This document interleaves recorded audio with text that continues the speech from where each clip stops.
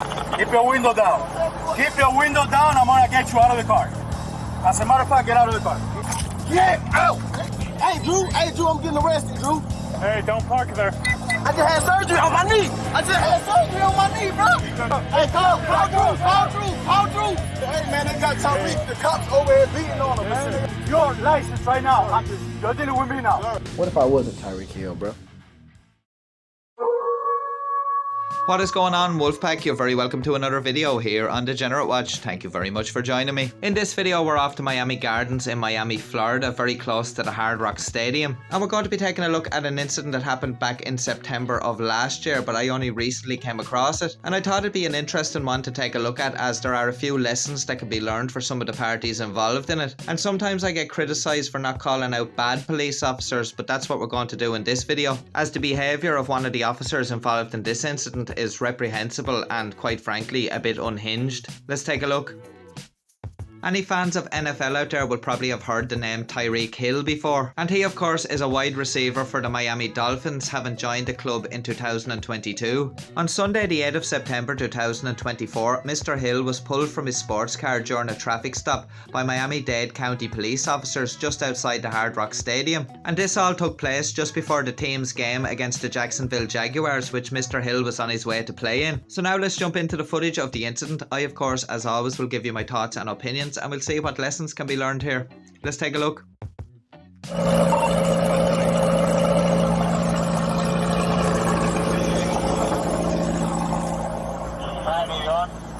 don't you have your seatbelt on? Why don't you have your seatbelt on? Like what? Why do you have it up?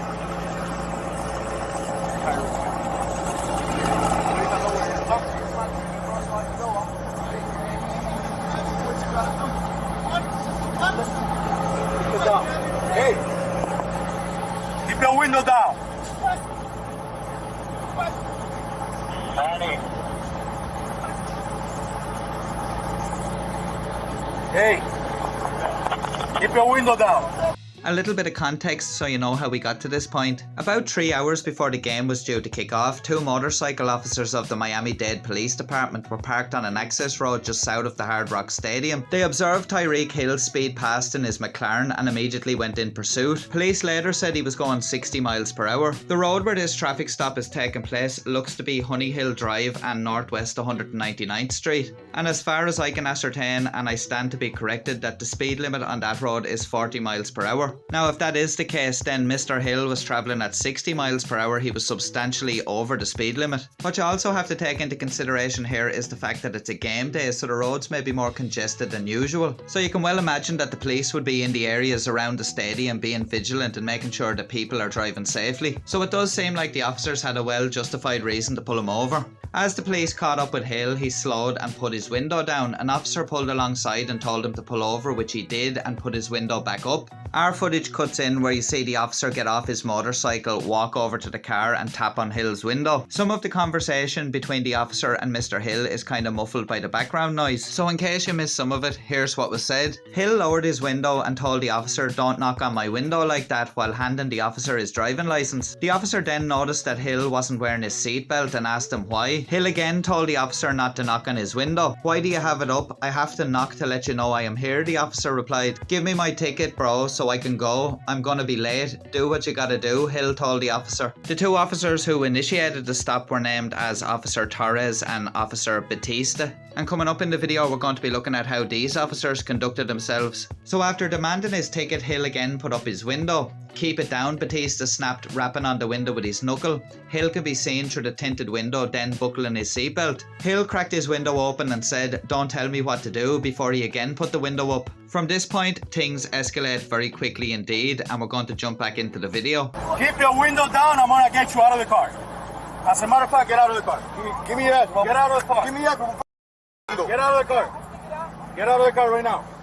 We're not playing this game. Get out. Get out. Get out. Get out. Get out. Get out. What part of blood is you in this thing? Hey, Drew, I'm getting arrested, Drew. I'm getting arrested. Drew. I'm getting out, bro. God damn, twin. When we tell you to do something, you do it. I'm getting you understand? I'm getting out. You understand? Not for you, but when we tell you. I'm getting You're a little out. you. I'm getting out, bro. Too late. Chill, Too bro. late. Alright, bro, take Too me to late. jail, bro. Do what you gotta do, bro. We are. We will. Good, bro. It is good. Hey, Drew, hey, Don't worry about it. I hung up the phone. You stop crying. bro. Y'all, Don't move. Good. Bro, you Sit beating 'em up. on my window like you crazy. You set him up? Why y'all beating on my window like y'all crazy for? Damn, yo, bro, dude beating on my window like he crazy. I ain't do nothing, twin. Damn. Hey, don't park there. Don't park there. Hey. Hold on, bro. I just had surgery on my knee. bro. I just had surgery on my knee, bro. I just heard you in your ears when we Bro, chill, bro. Hey, don't do, bro. Back up. Hey, call Drew. Hey, call Drew, bro. Call Drew,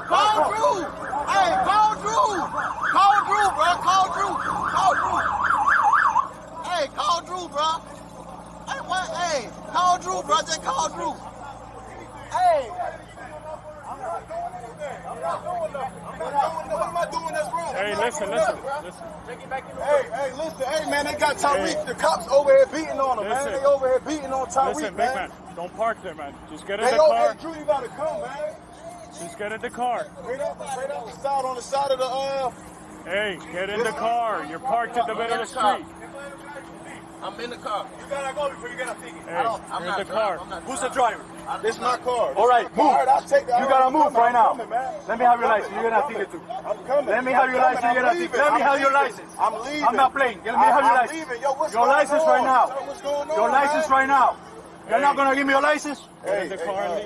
You're not gonna give me your license? I'm leaving. Let me have your I'm license. leaving, Your man. license I'm right now. leaving, sir. You want me to Hey, leave? your license right now. I'm leaving. Or I'm gonna lock you He up. just told Your me to license leave. right now. He just told me to Your leave. license right now. Sir, he just- You're dealing with me now. Sir. Your license right now. Some lessons to be learned here and also a lot to break down. The first thing that's glaringly obvious to me is that if Mr. Hill hadn't been drawn attention to himself by speeding in his car, then maybe none of this would have even occurred in the first place. He also made another poor decision of deciding to not wear his seatbelt. But regardless of those facts, I don't for 1 minute condone what treatment he got off those officers on the side of the road there. I think that one of those officers in particular there has a few issues going on which we'll look at in a moment. But sticking with Tyreek Hill for the moment, I think that when the officer approached the car at first, his behaviour really didn't help his case. Like for example, when the officer first approached the vehicle, I felt that Mr. Hill seemed to have a bit of an attitude with the officer. Initially to me, when I seen the clip, I was thinking, well, why are you acting like the police are bothering you if you've just drawn attention to yourself? And the thing with putting the window up and down as well, I felt was only antagonising the officer. But in an interview after the incident, Hill told CNN that he didn't keep the window down because he didn't want to create a scene as fans arrived for the game. If I let my window down, people walking by and driving by, they're going to notice that it's me, Hill said, and they're going to start taking pictures, and I didn't want to create a scene. But Florida's traffic law says that it's a misdemeanor to disobey a police officer's lawful order or direction. That also requires drivers and passengers to get out of a car during a traffic stop if ordered. I think it's ironic how Mr. Hill said that he didn't want to create a scene, yet what ended up happening went on to make international headlines, at least in the sports columns. Hill said he was getting out of the car as fast as he could, but injuries that he was playing through at the time slowed him down. But just bear this in mind, folks, only 7 seconds elapsed between the first officer ordering Hill out of the car and the second officer pulling the door open. I personally don't think that was enough time from when the order was given to give him enough time to process what was happening to start stepping out. I just feel there was a lack of patience from these officers involved here. Of course, a person not obeying your orders can be frustrating, but if you're a police officer, you should have a thicker skin than to let it agitate you to that point where you start getting hot-headed. That's when things start to escalate and people get hurt or worse. I think the use of force here, pulling him out of the car, pushing him onto the ground and the way he was handled around the place like that was a bit over the top for the matter at hand. He pushed Hill to the ground while other officers helped to restrain him. After they handcuffed Hill, he was pulled to his feet and taken to the sidewalk where they ordered him to sit down on the curb. He told the officer that he'd had knee surgery and he couldn't. Officer Torres, the one who pulled him from the vehicle, then jumps behind Hill, puts his arm around Hill's upper body and forces him to sit down. Personally, I thought this was excessive and demonstrates a sheer lack of patience from the officer. And when I speak about officers having patience, I'm not saying that the people that officers are dealing with should be able to dictate how a situation is going or how long it's taken. Obviously, there has to be some sort of a cut-off point where an officer decides, well, I've given that person enough time now and they're just starting to waste my time. But I think in this situation here, Mr. Hill wasn't afforded that courtesy. As I mentioned, from the time he was ordered to get out of the car to when the door was being pulled open and he was being hauled out, only 7 seconds had elapsed. And by the manner in which Officer Torres is speaking to Mr. Hill, you can tell that he's very hot-headed and it almost seems like he's about to boil over at any moment. Those sort of traits in a police officer are a recipe for disaster. In reference to Mr. Hill telling the officers that he had had surgery on his knee and that's why he was finding it hard to sit down, Officer Torres makes a smart comment. He says, "What a coincidence, did you have surgery on your ears when we asked you to put the window down?" Hold on, bro. I just had surgery on my knee. I just had surgery on my knee, bro. I just had surgery on my knee, bro. I just had surgery in your ears when we told you to put the window down, bro. We then see Officer Torres storming off like a sergeant major after two people who have pulled in who later turn out to be teammates of Mr. Hill. And those two players were Jonu Smith and Calais Campbell. And we don't see it because the footage cuts off, but afterwards Campbell was briefly put in handcuffs by the officers as they were accusing him of not obeying their order to move back. And a lesson can be learned for these folks too. If you see the police pulling over someone in a traffic stop, regardless whether it's your teammate or whoever, don't get yourself involved. Like, I know they're probably seeing the police struggling with him on the ground and maybe they were concerned, that's why they pulled over, but there was nothing they could actually do in that situation, only observe. But when the officer had told them not to park there and to move on, they should have just left the area. And even furthermore, when they were approached by Officer Agro here, they should have just got out of there, because all the warning signs were there that he was going to escalate things. A while later, police supervisors arrived and discussed the situation with the officers who were on scene. The department though deleted most of the audio from those conversations, and you can make your own inferences as to why that was. About 25 minutes after the whole ordeal began, Hill received his citations and was released. And just a little side note here before we go any further, there's a burning question on everybody's mind right now, and I know what that is. Who is Drew? Hey, Drew, I'm getting arrested, Drew. I'm getting arrested. I'm getting arrested, Drew. Call Drew. Hey, call Drew,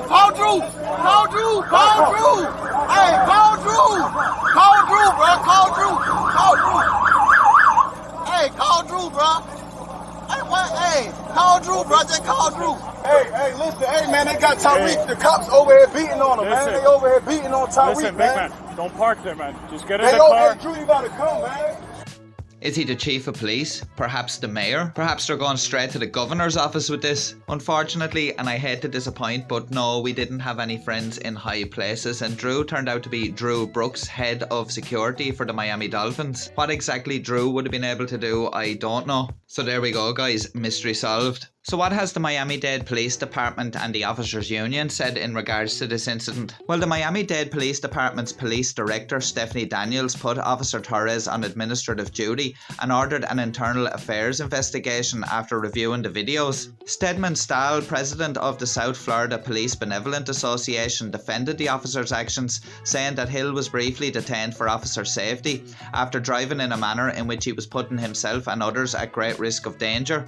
Upon being stopped, Mr. Hill was not immediately cooperative with the officers on the scene, who, pursuant to policy and for their immediate safety, placed Mr. Hill in handcuffs. Mr. Hill, still uncooperative, refused to sit on the ground and was therefore redirected to the ground. Ignacio Alvarez, attorney for Officer Torres, issued a statement calling for his client's reinstatement immediately, while respecting the call for an investigation. The officer at the centre of the controversy here is Officer Torres. But who exactly is he? Well, we're about to find out, and he has quite a checkered past in his policing career. The kind of checkered past that makes you wonder, should he be out on the streets policing? Officer Danny Torres is a police officer with 27 years of experience. But over the course of his career, he has been repeatedly disciplined and suspended after other people complained he became aggressive against them for no good reason, according to internal affairs reports. A disciplinary report into a 10-day suspension he received in 2019 said his pattern of behaviour indicated that he had repeatedly failed to adhere by departmental rules and procedures. Documents released by the department shed light on that 10-day suspension imposed in 2019 for a 2018 incident,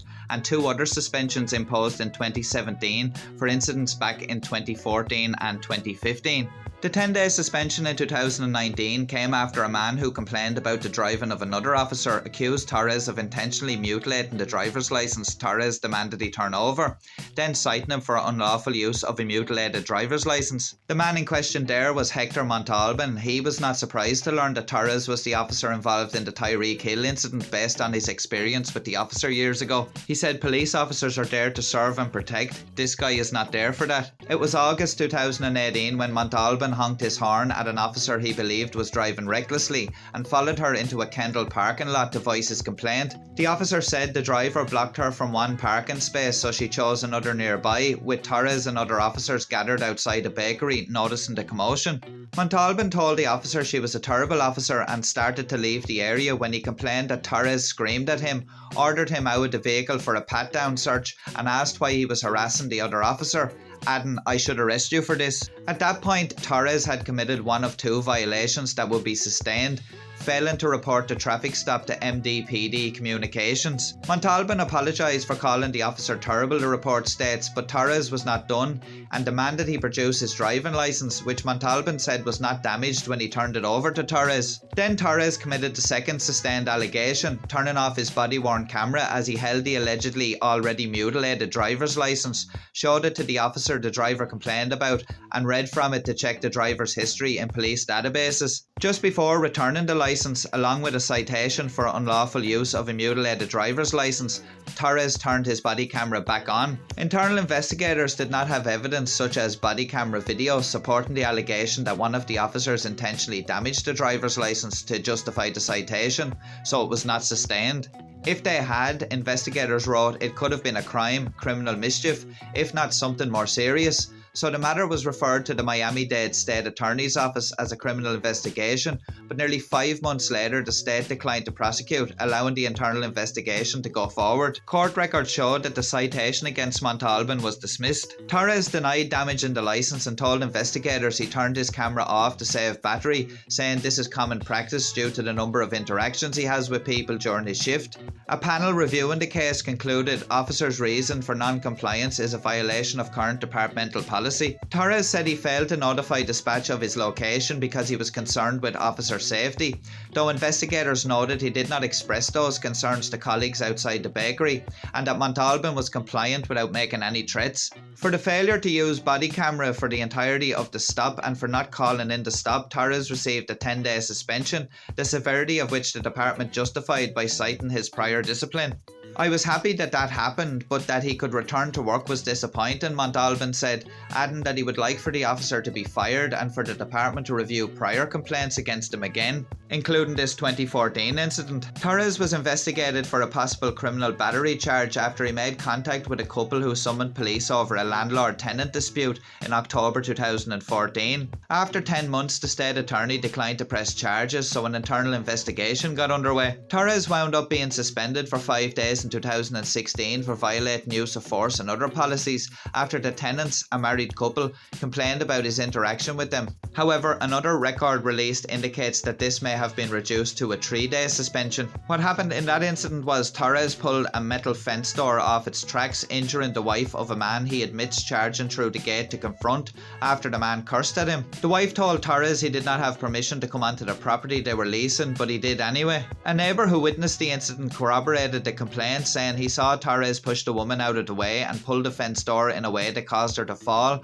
causing a cut on a finger and a bruise on her head. Torres was dispatched to the home but was leaving until he heard the husband screaming obscenities at him, what investigators called constitutionally protected free speech, causing Torres to stop his car and return. He said he did so because he feared for the safety of the wife, neighbours and himself. "We got real close to each other," Torres recounted to internal investigators, asking the tenant, "What are you going to do?" The witness said he saw Torres go up to the man on the property and chest bump him. In his statement to investigators, Torres denied pushing the woman and chest bumping her husband. Another suspension for 5 days came after two sisters complained about Torres after he was called in December 2015 to a verbal dispute involving their father at a South Dade trash and recycling centre. Torres told the father he had 2 minutes to leave or he would be arrested, and as the family was walking away, one of the sisters told the other these idiots were not going to resolve anything. That's when Torres forcefully grabbed that sister by her right arm and slammed her onto the hood of a police car, handcuffed her and put her in the cruiser, causing visible bruising. One witness said Torres acted the moment the sister called Torres a effing idiot. Torres and another officer said that the sister who was arrested refused to leave, and when Torres decided to arrest her for disorderly conduct, she resisted. The second officer said Torres grabbed the woman to place her in handcuffs, but the woman jerked her hand away, so Torres used some force to get the cuffs on her. The officer though did hear Torres tell the sister who was not arrested, "I don't wake up every effing morning to have someone call me an a-hole." The use of force complaint was also referred to the state attorney as a criminal investigation for battery, and like the earlier case, prosecution was declined a month later, allowing the administrative investigation to go forward.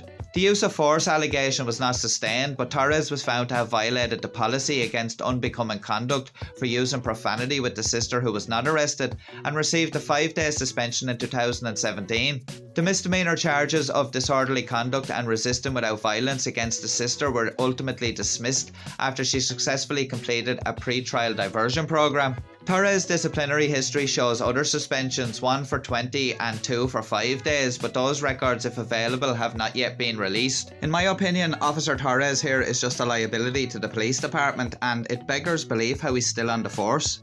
And the amount of police time and court time that he's wasted, as these citations are getting dismissed because of the way he conducts himself, and no prosecution comes by the state, only suspensions by his police department after internal investigations, which leads to him, I think, feeling like he's getting away with it, which just fuels more of the same behaviour. Like there's something seriously wrong and lacking there if you keep getting suspension after suspension, yet you continue on with the same things you've been doing. The department must be asleep at the wheel because this guy keeps getting away with this sort of conduct. He's a lawsuit waiting to happen, and in the case of Tyreek Hill, that may be just where things are heading. In regards to the citations that Tyreek Hill picked up during this incident, well, they were dropped. Both citations against Hill were dismissed after the officer who wrote the ticket, which was M. Batista, failed to show up for a court appearance due to an oversight on his behalf, according to the department. A police statement went on to say that a citation dismissed due to this reason does not indicate that the citation held no merit. Lawyers for Tyreek Hill said that the absence of the officers involved evidences their knowledge of wrongdoing.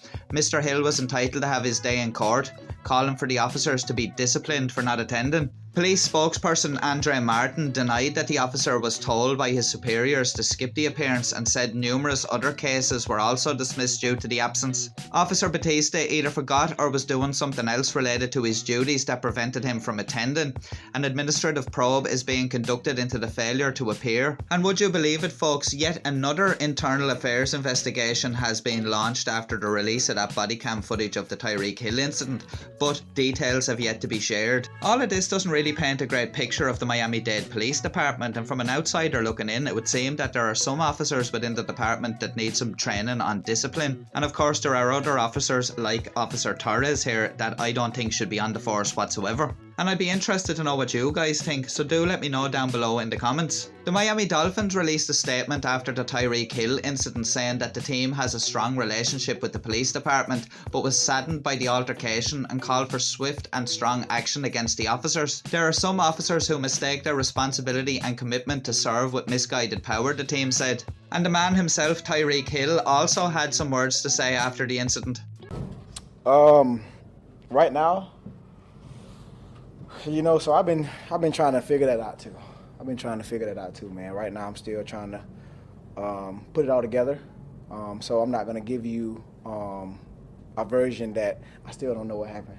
You know what I'm saying? But I do want to be able to use this platform to say, like, what if I wasn't Tyreek Hill, bro? Like, worst case scenario, you know, because it's crazy. Like, I want to be a cop one day. I got a state trooper, had all that, you know, so I got a lot of respect for cops, man. But obviously, you know, everybody has bad apples in every situation, you know, so I want to be able to, you know, use this platform, you know, to figure out a way to, like, flip this and, you know, make it a positive on both ends, on my end and then also Miami-Dade, you know, so that way we can team together and, you know, do something positive for the community, because that's what it's all about, bro. Like, you guys are here to, like, protect us as individuals and you know, I have a platform, and I want to be able to team up with you guys. So that's all I got to say. So. Tyreek, why do you believe the police put you in handcuffs? I have no idea, for real. No idea. No idea, man. It's crazy. No idea. It wasn't disrespectful, you know, because my mom didn't raise me that way. Didn't cuss. Didn't do none of that. So, like I said, I'm still trying to figure it out, man. I was just making sure that, you know, I was doing what my uncle always told me to do whenever you in a situation like that. Just listen. Put your hands on the steering wheel. Just listen. So, gotta be careful, man. There are a couple of things that Mr. Hill said there that resonate with me. One of them is the fact that we should work together to do something positive and use this negative experience and turn it into something positive. And something positive for the community, in fact. And in my opinion, what I think would be a positive impact for the community would be if Officer Torres was finally dismissed by the department for this. Because I feel that it's only a matter of time before another incident involving Officer Torres happens. And just bear in mind, I had never heard of those other altercations involving Officer Torres until this Tyreek Hill incident came up. And Tyreek himself said, what if I wasn't Tyreek Hill? And that's exactly what I think. This went viral because he was Tyreek Hill, and that's the only reason we know about this, really. It would be great if Tyreek Hill could use his platform to put some sort of public pressure on the department to maybe get something done about this officer. And perhaps to further highlight the case, maybe he should go ahead with his legal team and file a lawsuit against the department. As always, only time will tell what will happen, but we will watch this one closely. Seeing as we looked into the background of Officer Torres, I think for full transparency it's only right that we have a little look at Tyreek Hill's background.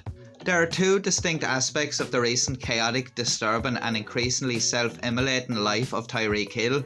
Some of these aspects are not Hill's fault, many of them are. Many of them are signs of a person who doesn't get it and needs someone to make him get it before he plays himself out of the NFL or something worse happens.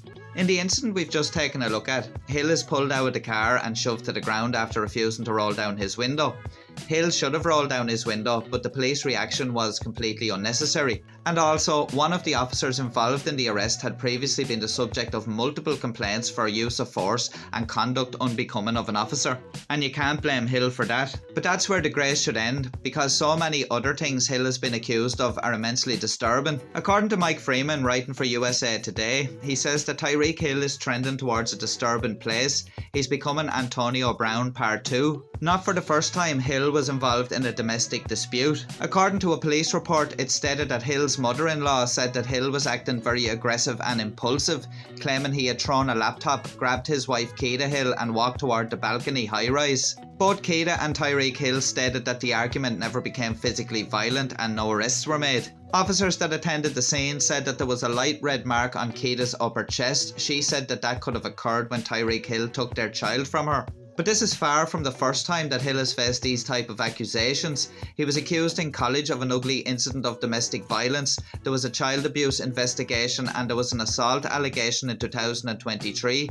An Instagram model said that he broke her leg while the two were participating in a football drill. Freeman goes on to say that these are not normal things. You might also notice a pattern in many of these incidents are accusations of violence and abuse of power, especially against women. Hill does not seem like a good dude. Hill seems like he's on a steep decline. You have to wonder how long the Miami Dolphins will tolerate this if they haven't already reached their end point. Other teams might look at the fact that Hill still runs at warp, and because of that speed he might always have a home in the NFL. Teams compromise themselves over talent all the time. Yet if you're the Dolphins or any other team, you might be saying, is he worth it? When making that decision, they might want to think about Antonio Brown. Brown was another great wide receiver, but Brown too was involved in a steady slope of ugly incidents. Like Hill, there were accusations of sexual misconduct. Eventually, his off-field issues were so deep and so troubling, not even his substantial talent could save him. What someone needs to tell Hill is that there is a certain point where the NFL will ignore you. It doesn't care about you, it only cares about what you can do, and teams use a certain unofficial equation.